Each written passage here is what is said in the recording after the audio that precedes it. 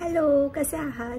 तर आजचा हा माझा पहिला व्लॉग असणार आहे. खूप कधीपासूनच इच्छा होती व्लॉग क्रिएट करण्याची, पण काही कारणास्तव ते होत नव्हतं. मग विचार केला आज नाही तर कधी. उद्या आम्ही दगडूशेठ बाप्पाच्या दर्शनाला जाणार आहोत. तर म्हटलं करूयात सुरुवात बाप्पाच्याच नावाने. तुम्हा सर्वांचं मी स्वागत करते माझ्या पहिल्या व्लॉगवरती.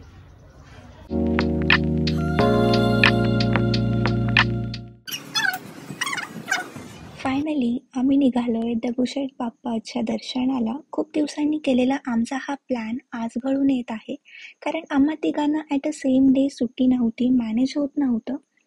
मग जाण्याआधी काहीतरी खाऊन जावं म्हटलं. मेसवाल्या काकूंकडे जाऊन छान आम्ही पेटपूजा केली, गप्पा केल्या, डिसाईड केलं की कसं जायचंय, कुठे जायचंय.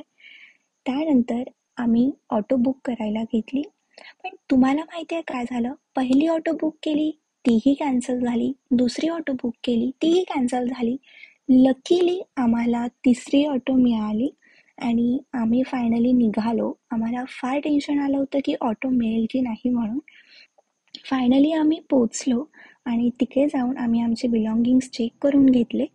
तर आता जाणूया थोडी बाप्पाची हिस्ट्री. श्रीमंत दगडूशेठ हलवाई हे त्या काळातील एक सुप्रसिद्ध मिठाईचे व्यापारी होते. त्या काळी पुण्यामध्ये आलेल्या प्लेगच्या साथीमध्ये श्रीमंत दगडूशेठ हलवाई यांच्या मुलाचे देहावसान झाले. त्या घटनेने ते खूप दुःखी झाले. दरम्यानच्या काळात त्यांच्या गुरूंनी त्यांना सांगितले की आपण एक दत्ताची आणि एक गणपतीची मूर्ती तयार करा व त्यांची रोज पूजा करा. ही दोन दैवते आपल्या मुलाप्रमाणे सांभाळा.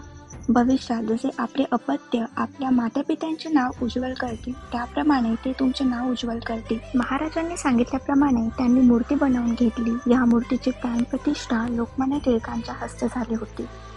अशा प्रकारे आमचं छान असं दर्शन झालं. त्यानंतर आम्ही चहा घेतला आणि घरी जायला निघालो. माझा हा व्लॉग आवडला असेल तर नक्की लाईक आणि सबस्क्राईब करायला विसरू नका.